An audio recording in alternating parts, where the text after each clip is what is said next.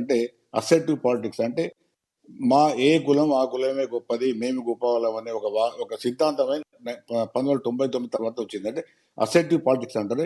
మాది కులమే, మాది పెద్దదే. ఆఖరికి అది ఎంత దూరం అయిందంటే అది ఆఖరికి మాదిగ వాళ్ళు కూడా మేము మందకిష్ట మాదిగ అంటే ఎవరి కులాన్ని వాళ్ళు అసెర్టివ్ అంటే అసెర్టివ్ అంటే మేము సమర్థించుకొని మేము మాది గుర్తింపు తెచ్చుకునే ప్రయత్నం చేసాం.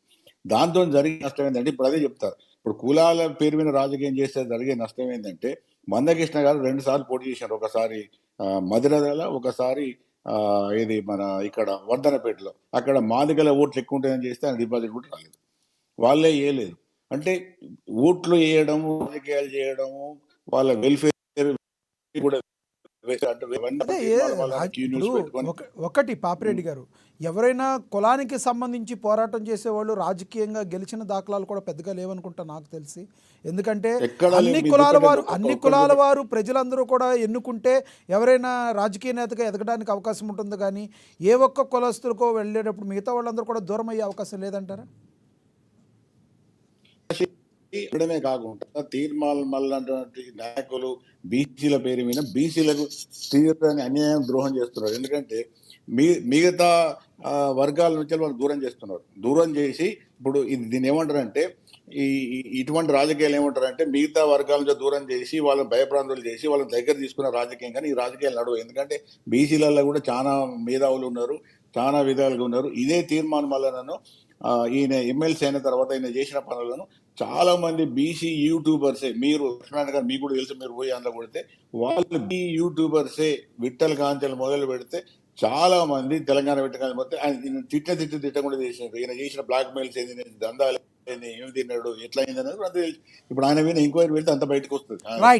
కడిగిన ముత్యమా ఆ ముత్యం అనేది కాదు. కానీ ఇవి జరుగుతున్నాయి కాబట్టి నేను ఫైనల్ చెప్పేది ఏంటంటే ఇటువంటి రాజకీయాలతోని సమాజంలో వైమస్యాలు, భేదాలు అన్ని ఇంకా ఎక్కువైతే కానీ దాంతో వచ్చే ప్రయోజనం కానీ సమాజానికి కానీ ఎవరికి కానీ ఏమి ఉండదు.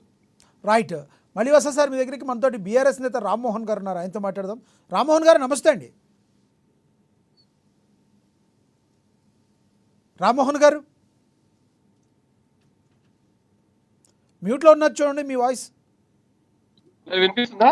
ఎస్ వినబడుతుంది. రామ్మోహన్ గారు, ఎట్లాగైతే కేసీఆర్ గారిని తిట్టిన రోజు తిట్టకుండా తిట్టిన మీ తీన్మార్ మల్లన్న ఈరోజు కాంగ్రెస్ పార్టీలో ఎమ్మెల్సీగా ఎదిగారు. కానీ ఈ రోజున రేవంత్ రెడ్డి గారిని కూడా తిడుతున్న పరిస్థితి. అంటే ఏ రకంగా చూడాలంటారు? నిజంగా రేవంత్ రెడ్డిని మీద ఆయన మోపిన ఆరోపణలో వాస్తవం ఉందంటారా, లేదంటే గతంలో కేసీఆర్ గారి మీద చేసిన వారిలో వాస్తవం ఉందంటారా? అసలు తీన్మార్ మల్లన్న గురించి ఏం చెప్తారు మీరు? ఇప్పుడు మల్లన్న అనే వ్యక్తి నేను నిజాన్ని నిగ్గుదేరుస్తాను, పాలకులకు అవినీతిని బయటపెడతాను, సమాజాన్ని ముందుకు తీసుకుపోదని చెప్పి ఒక ఛానల్ పెట్టి దానిపైన నిజాలు మాట్లాడతాను, ప్రజలను మభ్యపెట్టి దాంట్లో భాగంగా బ్లాక్ మెయిల్ రాజకీయాలకు పాల్పడి వేలాది కోట్ల రూపాయలు సంపాదించుకొని రాజకీయ అండదండల కొరకు పార్టీలో పంచన చేరి TRS party, BJP party, Congress party అధికారంలో గద్దెనెక్కింది కాబట్టి ప్రోటోకాల్ ప్రకారంగా ఎమ్మెల్సీ హోదాలో కూర్చొని ఈ రోజు కాంగ్రెస్ పార్టీ తిరుగుతూ అందరిని తిరుగుతా ఉన్నాడు. ఇటువంటి నాయకులు మనం మొట్టమొదట తీన్మార్ మల్లన్న గారు చెప్పాల్సింది ఏంటంటే, నువ్వు ఒక నిజాయితీ పరుడుగా మీడియా ద్వారా, నేను పత్రిక ద్వారా ప్రజలందరికీ న్యాయం చేశానని చెప్పిన వ్యక్తి నీకు అధికారం ఎందుకు? వాస్తవానికి కేవలం దాన్ని అడ్డం పెట్టుకొని డబ్బులు దండుకొని ఈరోజు హెలికాప్టర్ తిరుగుతున్నావు. ఎవరైనా మాట్లాడితే బీసీలు హెలికాప్టర్ తిరగొద్దా, దొరలే తిరగాలా రా అని ఇంకా వేరే చెడు మాటలు మాట్లాడతాడు. ఇందులో మనం తెలియదు, సమాజంలో మేధావులు కానీ మిగతా ప్రజలందరూ కూడా ఇటువంటి వాళ్ళ విషయంలో జాగృతతో వివరించాలి.